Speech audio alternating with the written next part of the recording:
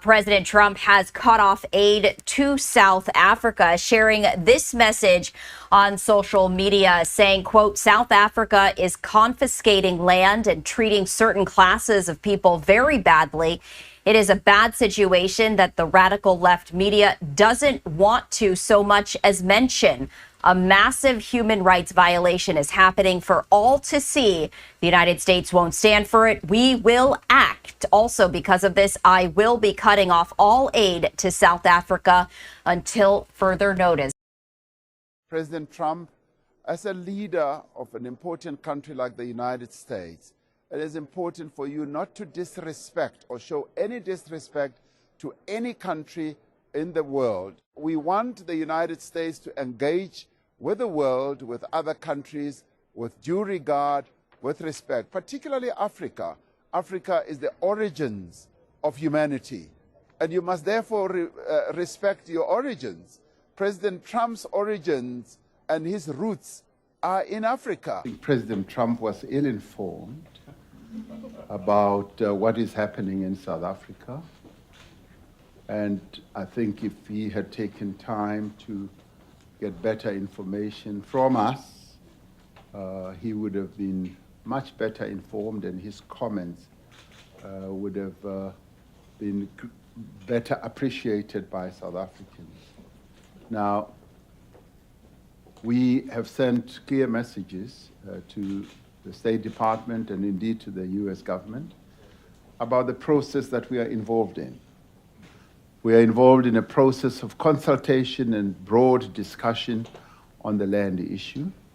And I've often said that the land issue was the original sin that was committed in South Africa when colonialists came. Up to now, we've had 650,000 submissions and proposals that are now being currently considered by our parliament. And our parliament will come up with a report on what should be done. Part of the process could well be you amend the constitution to allow land to then be portioned out to the majority of our people, or you leave the constitution as it is and then utilize laws to do it, to achieve this objective. And we have said, whatever finally happens, everything will be done in terms of the law. There will not be any land grab allowed in South Africa.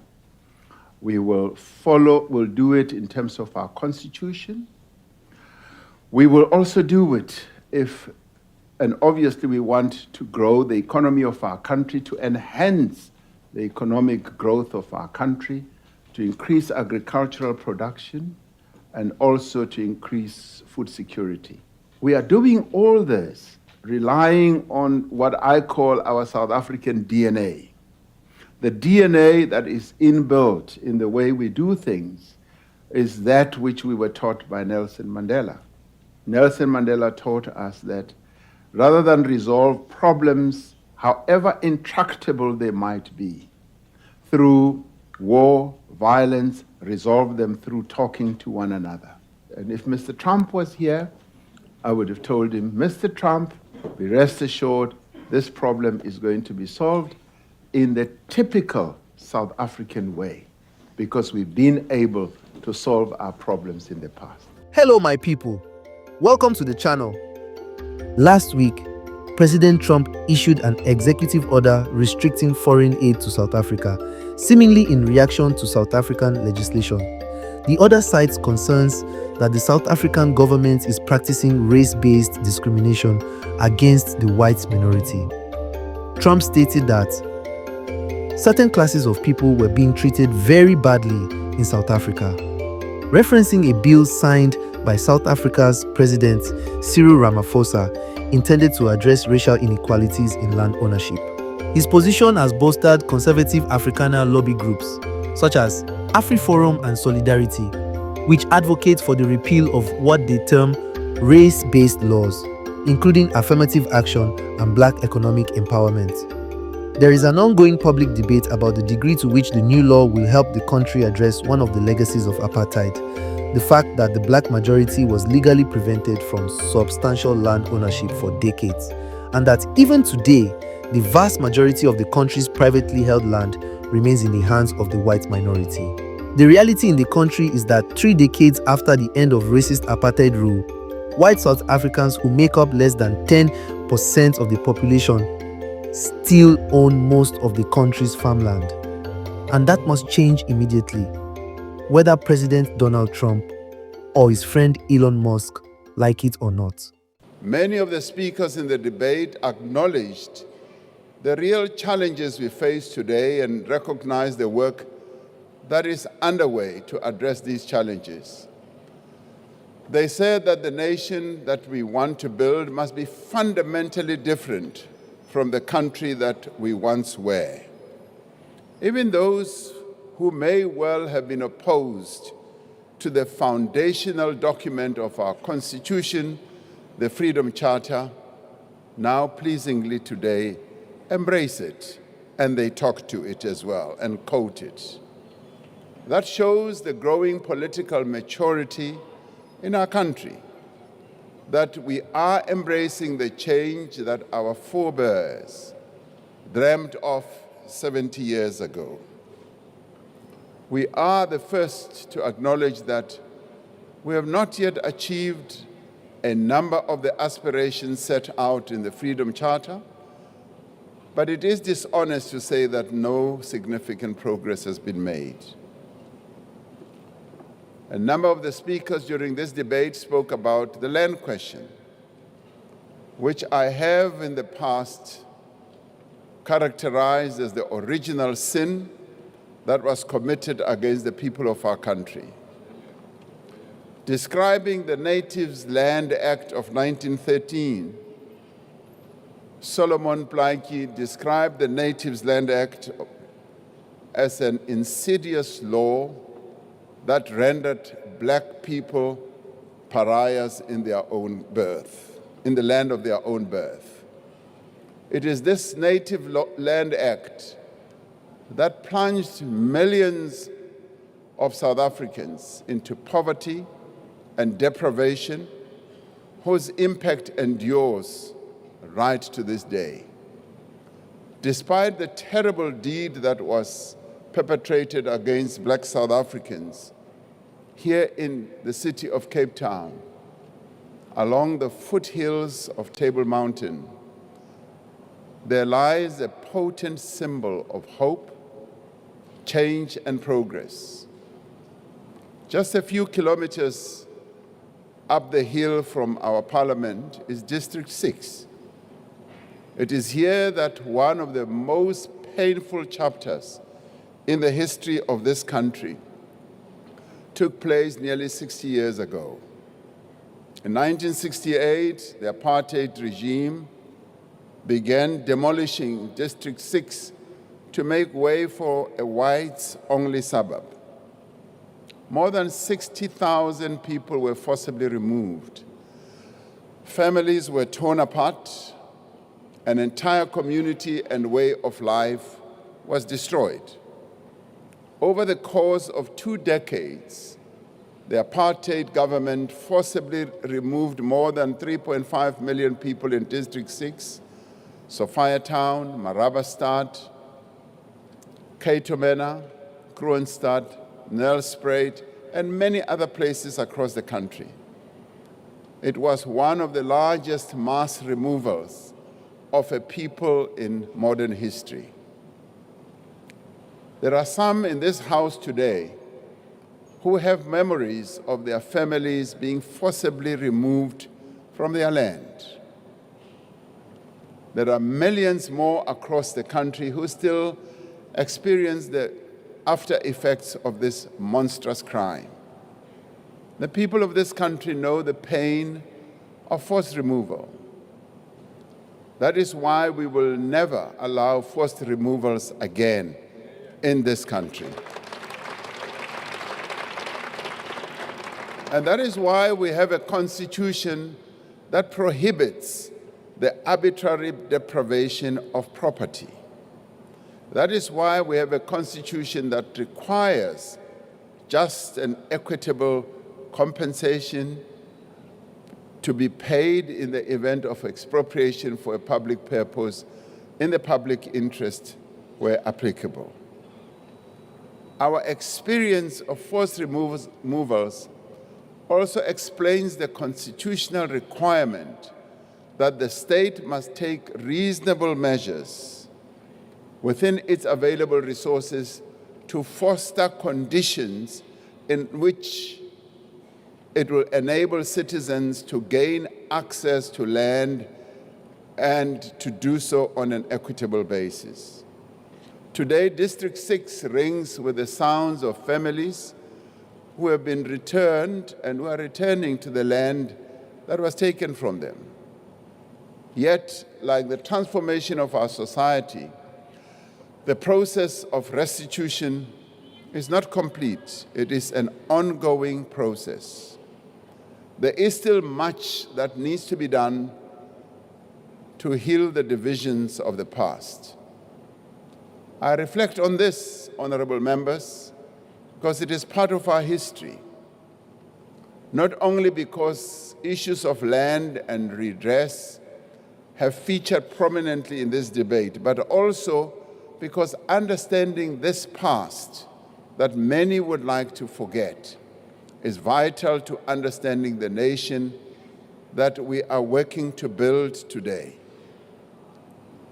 At this important moment in our country and in our world, we must ask ourselves what kind of nation we want to be. Surely we do not want a nation which is separated by race, language, income, and geography.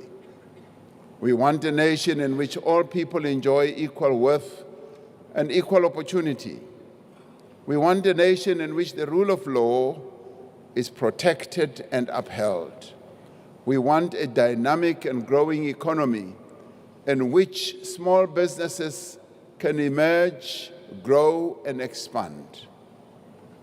It is my firm and enduring belief that all of us as South Africans, as fellow citizens of this beautiful country, are bound together by our history and our present, and we want the same thing for all the people of this country.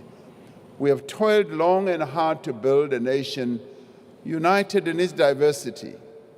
We are firmly committed to the fundamental principle that South Africa belongs to all who live in it. We are firmly committed to a society that is non-racial and non-sexist. We want to live together in peace, harmony, and equality. We do want to see our country succeed and growing. We must not allow others to define us, but more importantly, to divide us.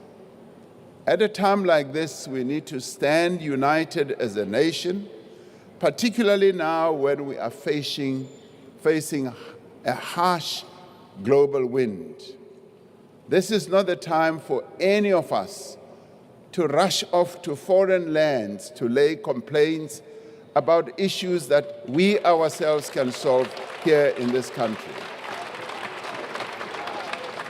We need South African solutions for South African problems. While there are many diverse and different voices in our country, we must strive to convey a common message. We must say to our people and to the world that we are committed to work together to build a society in which all South Africans are free and equal, to build a nation that works for all. And together we should be better at being weavers. We should be better at being builders, to build a nation working along each other. That is what the program of the Government of National Unity is all about. And we will not be diverted from the path that we have set out. And I'd like to repeat, we will also not be bullied by anyone in the country or outside from our intent to work together. As a country, this is a moment of continuity and change, but it is also a moment of unity. Faced with the challenges that we now face even globally and continentally, this is the time when we must unite and speak as one and act as one as a nation.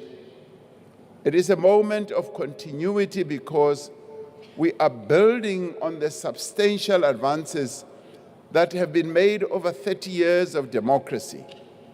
And we are taking forward the far-reaching reforms that we embarked on in the previous administration. While some speakers have sought to claim the progress that is being made and the reforms that are now being implemented as new developments and their own makings, we nevertheless welcome the fact that they also embrace these initiatives and are working to ensure that they succeed. Whether they claim to be the mothers or the fathers of this, we are working and moving forward. The structural reforms and changes initiated under Operation Vulindlela are well underway, led by the presidency, and are being executed through the intergovernmental cooperation together with National Treasury. We will move with even greater urgency and determination to ensure that these changes, these reforms, these advances forward are implemented.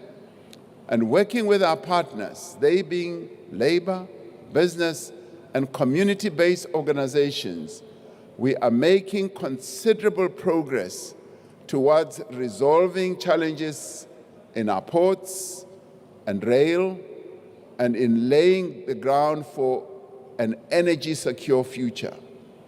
We are introducing competition and dynamism. These reforms are not incidental. They are key to improving the business operating environment, to attracting new investment, and to creating jobs. This is also a time of change.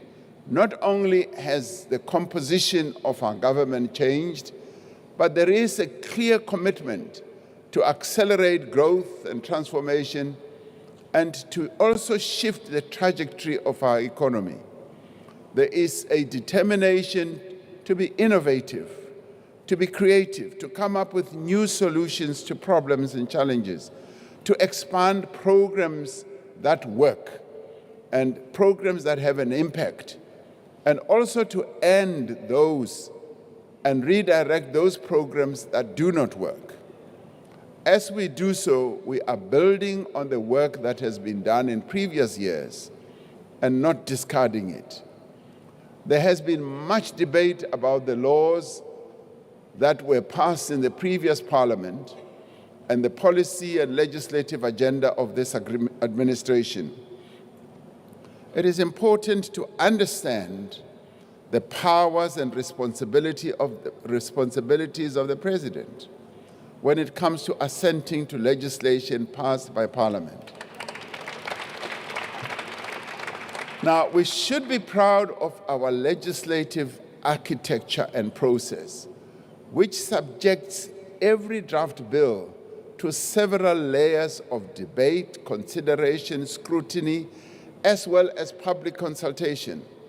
This process draws on the views of experts, the collective wisdom of members of parliament, and let me repeat, the collective wisdom of members of parliament.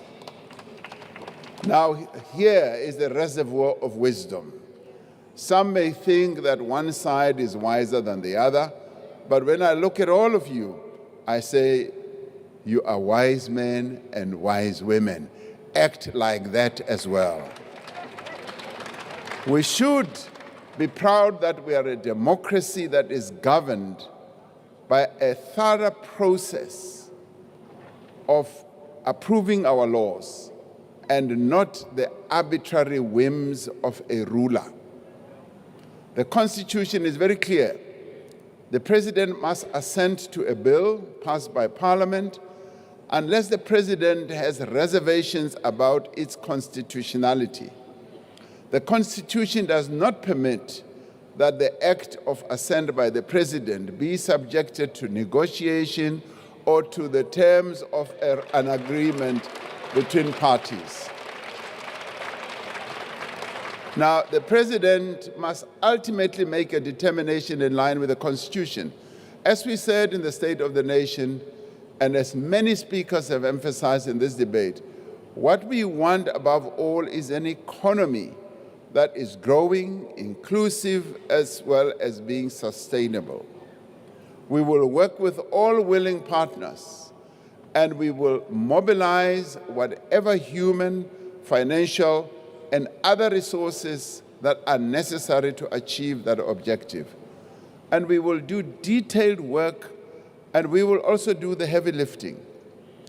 We will also harness our country's considerable competitive advantages to drive growth and job creation. Last year, the World Economic Forum ranked South Africa as the leading tourism destination on the continent, citing factors such as our business environment, information technology, and tourism infrastructure and services. And sometimes we downplay all these endowments. We are attracting new visitors to our shores and improving our visa regime, as we heard. Beyond South Africa's natural splendor and endowments, we have a vast and highly diversified agricultural sector that is a substantial contributor, yes, to our country's GDP and rising. Farmers, both black and white, are the lifeblood of our economy as they feed the nation. Supporting the growth of agriculture is key to our goal of inclusive growth and to creating jobs in every part of our country. We are resolving the challenges in our logistics system that have constrained the growth of the sector, and we are expanding markets for South Africa's various products, agricultural, manufactured, and otherwise, as well as abundant natural resources, yes, in our mining industry, and indeed many others. South Africa has advanced manufacturing capacity. We have skills, we have experience and know-how that we need to harness, not only to develop existing industries, but also to establish new industries. That is how a number of other countries are growing. This is the heart of our industrial policy. It is a part of our just transition to a low-carbon economy and to a climate-resilient society as well. We will put these capabilities to work to build industries in such areas such as green hydrogen, electric vehicles, and renewable energy. We have great endowments in this regard. We will seize the opportunities to rapidly change in new technology as well, to build a digital economy and a digital state and a digital society. I've often said that when it comes to digitization, our people are far ahead of us, and we need to follow in their toe to ensure that as a government, we give them those enablers and capabilities that they desire. The industrialization drive is underpinned by a significant new investment in infrastructure. We spoke about the various commitments and investments that we are making. The infrastructure drive is gaining momentum, and thanks to innovations such as Infrastructure South Africa and the Infrastructure Fund, and also thanks to the manner in which we are now beginning to find new ways of funding infrastructure. These efforts will also be accelerated as a result of the changes introduced by National Treasury to encourage greater public-private partnerships in infrastructure. Even as we do so, it is worth pointing out that public sector infrastructure investment is on the rise for a second consecutive year. As we were reminded in the debate, the focus on new infrastructure development must be accompanied by the maintenance and upgrading of existing infrastructure.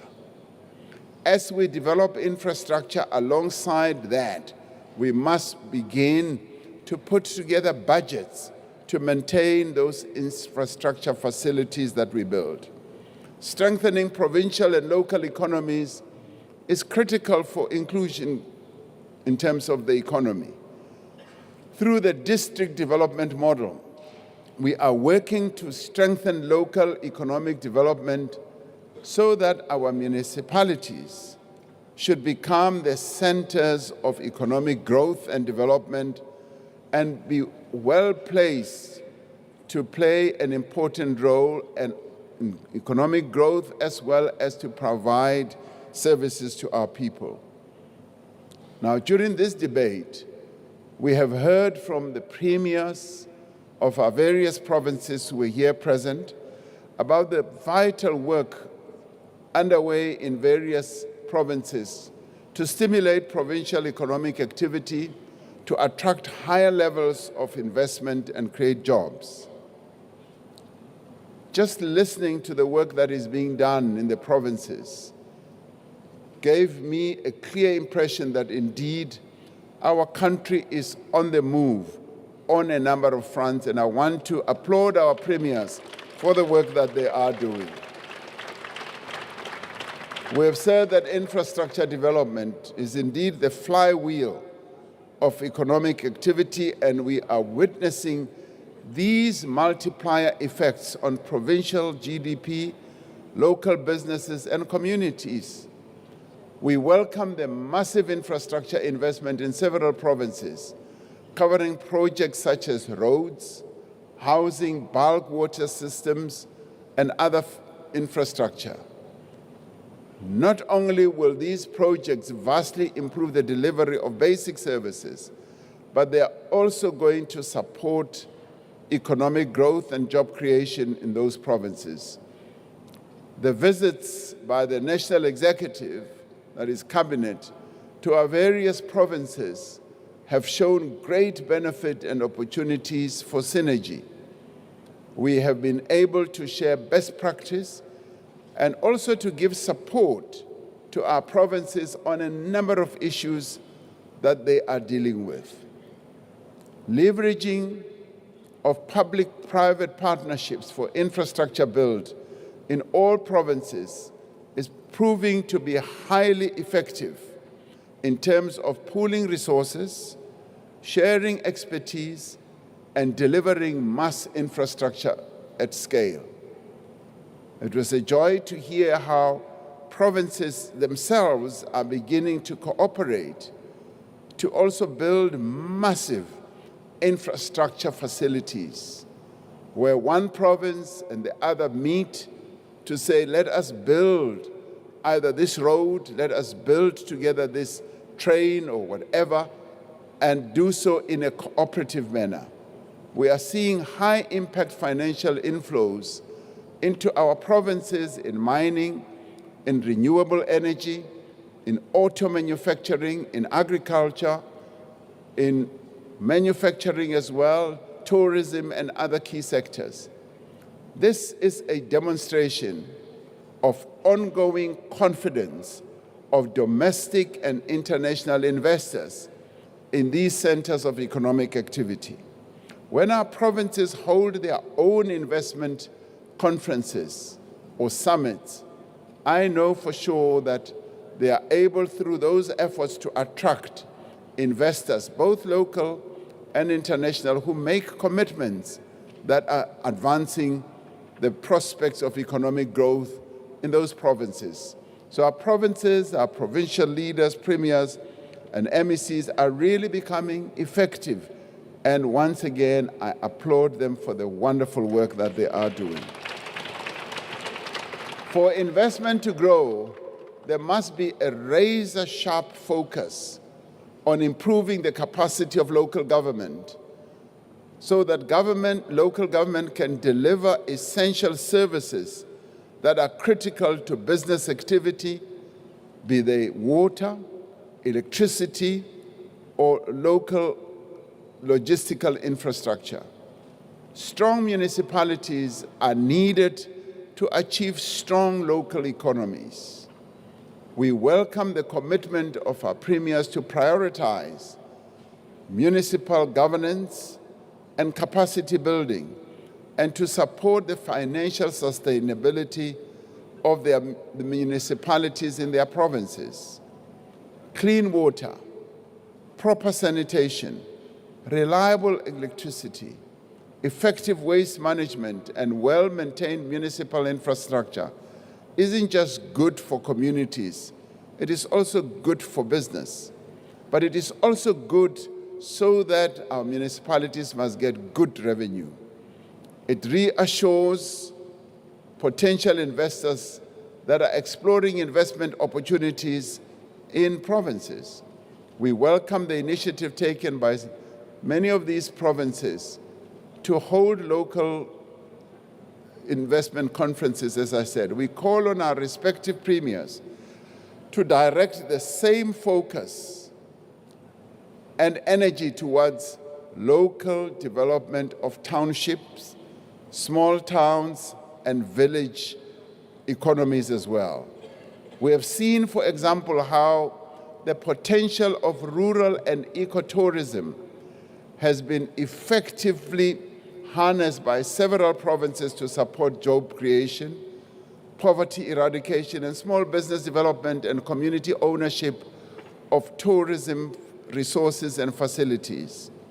And it is this way of involving our people through various entities, be they traditional leaders, community-based organizations, co-ops, that we will be able to make greater progress by leveraging their respective competitive economic advantages.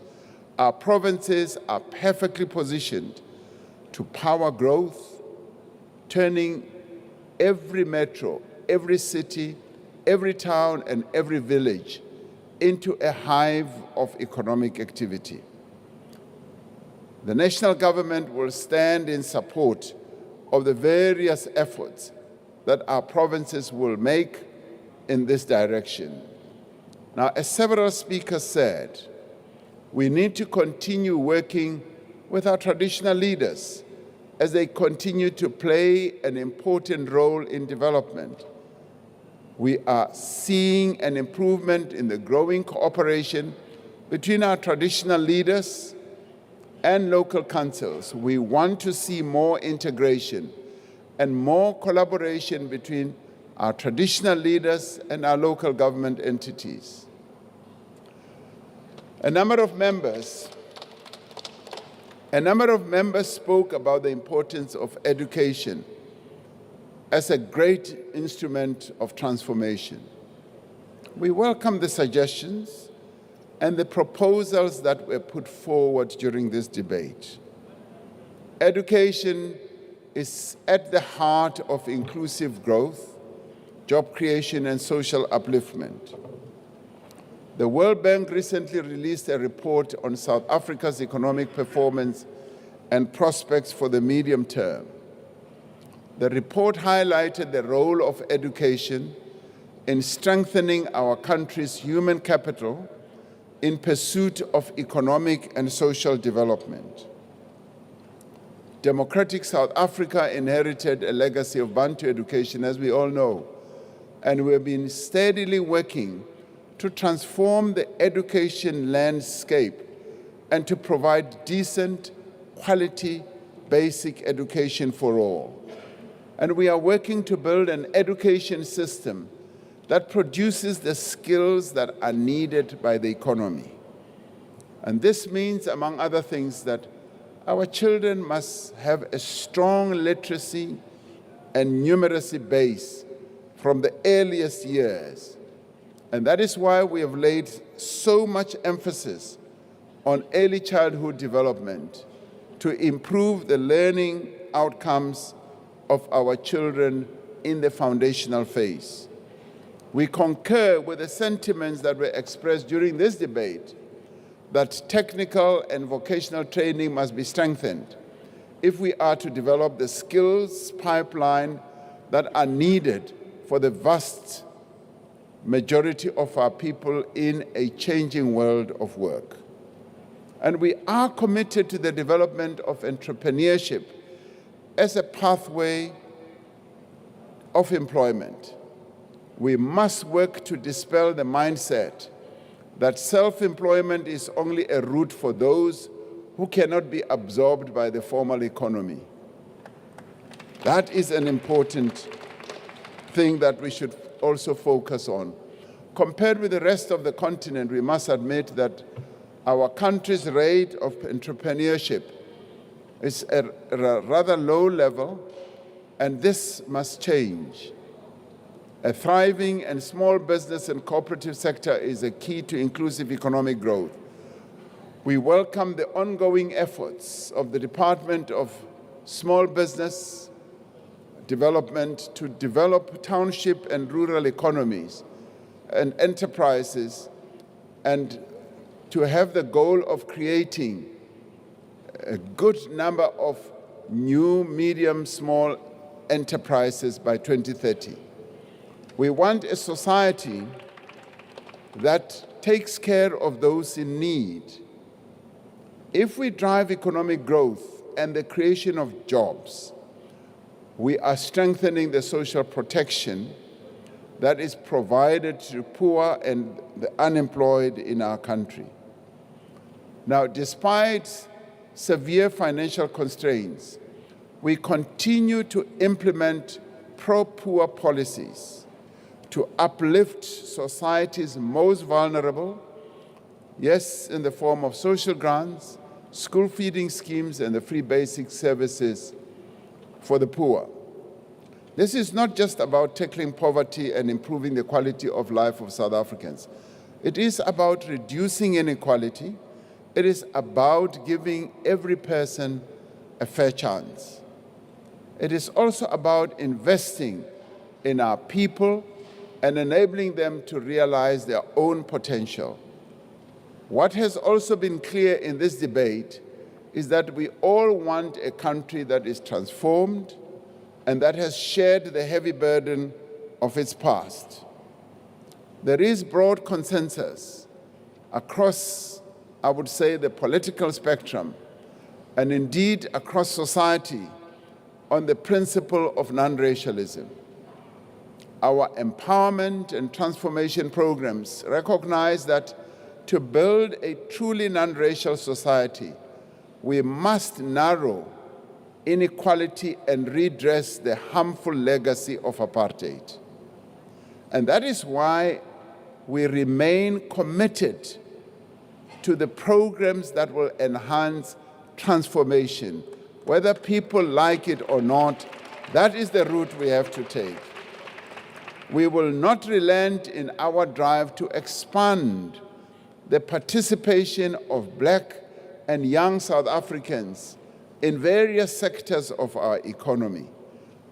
We will ensure that the transformation fund that a number of people spoke about, some critically and some in favor, that this fund achieves its objective of providing financial and non-financial support to Black-owned enterprises to ensure their meaningful participation in the economy. If we want transformation, this is one of the key routes that we must take. And I would say to those who are opposed to it, to sit back and think it through and ask themselves, how else are we going to foster transformation if the government is not going to take deliberate steps to make sure that we deal with the legacy of the past. You know, for instance, sometimes people say, yes, you have restituted land to people, but the land that you have restituted has gone fallow. It's not being utilized. And then they say, that is so because you never gave assistance, financial support or otherwise. And when we want to set up a transformation fund, the very same people are the ones who are against it. How is that possible? We must be serious about transformation and advancing the interests of those who were adversely affected by apartheid. Now, these policies are about eradicating the differences that still exist in our society, not entrenching them. They are about empowering those who were disempowered deliberately, and also protecting the rights of all. Later today, we will gather at Air Force Base Swartkop in Pretoria to receive the remains of 14 South African soldiers who lost their lives in the Eastern DRC. We will pay tribute to our fallen soldiers and honor their contribution to the struggle for peace on the African continent.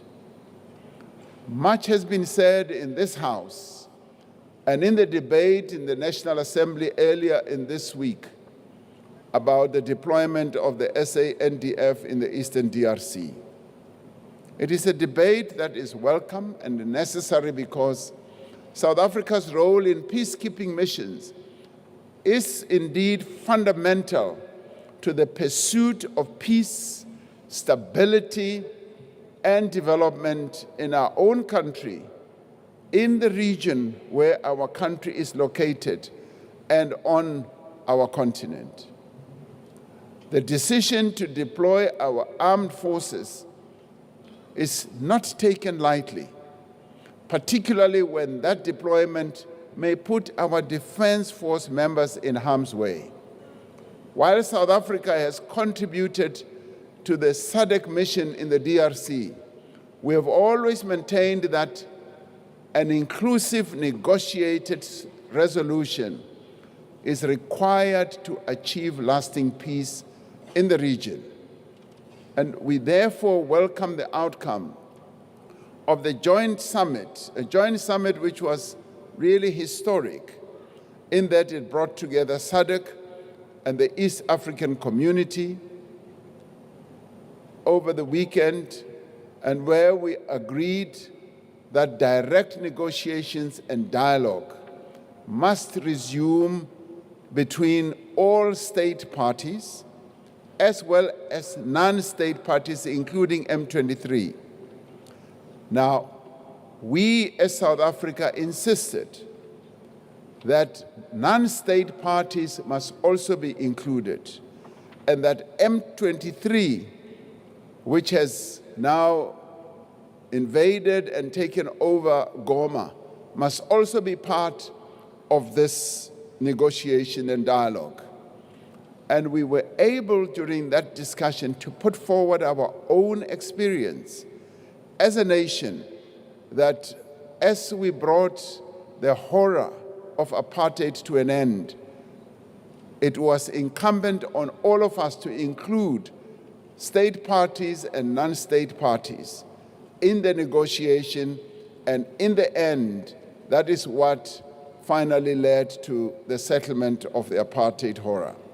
And we were able to share that with our colleagues and compatriots at the summit. And the message did sink in.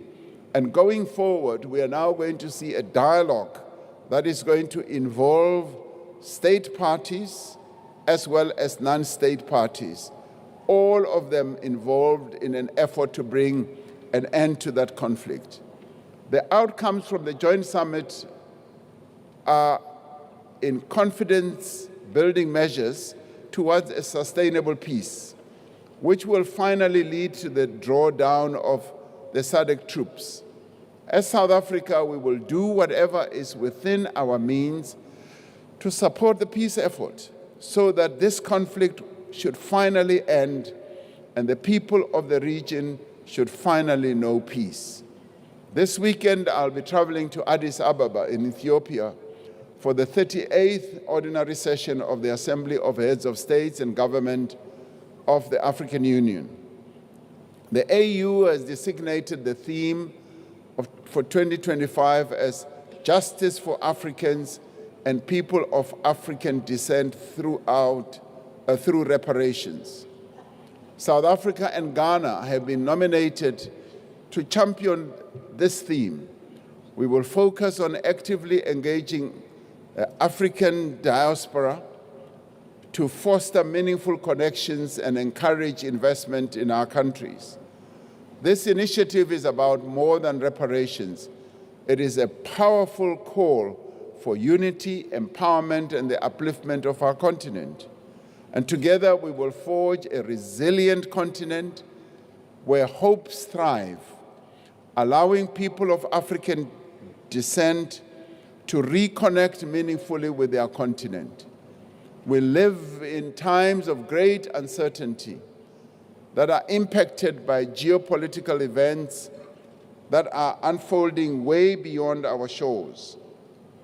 Closer to home, we have considerable challenges to overcome if we are to build a country freedom with true equality and shared prosperity for all. And this, in my view, is a time of opportunity and hope. Now, the Government of National Unity represents the best of that hope. We have demonstrated that we are prepared to put our political differences aside and work for the common good of all South Africans. And we have decided that we are not going to sit on the sidelines and make noise. We've decided that we are going to fold our sleeves and get right into the center of what needs to be done. Now, this government remains united in pursuit of South Africa that improves the material prospects of every South African man and woman and child. And we are committed to upholding our hard-won democracy. We are also committed to expanding the frontiers of opportunity for all South Africans. As we do so, we are guided, as I've said in the past, by our Constitution, our Bill of Rights, and the rule of law. And as we rise from this debate, I am convinced that despite our differences, we share a common desire for a South Africa that belongs to all who live in it. And from what I have heard in this debate, this desire is shared by all sides of this House. And that to me is heartening, because it is this vision of a nation that works for all. Even those who were critical of what is being done in government were also united in saying we do need a vision that is going to take this country forward. They were able to put proposals forward and also criticism forward. And let me say as I close, the proposals that you have put forward and criticisms are taken seriously. And I will certainly be spending a considerable amount of time going through your speeches and seeing what is best that we can draw from what was said here to take South Africa forward.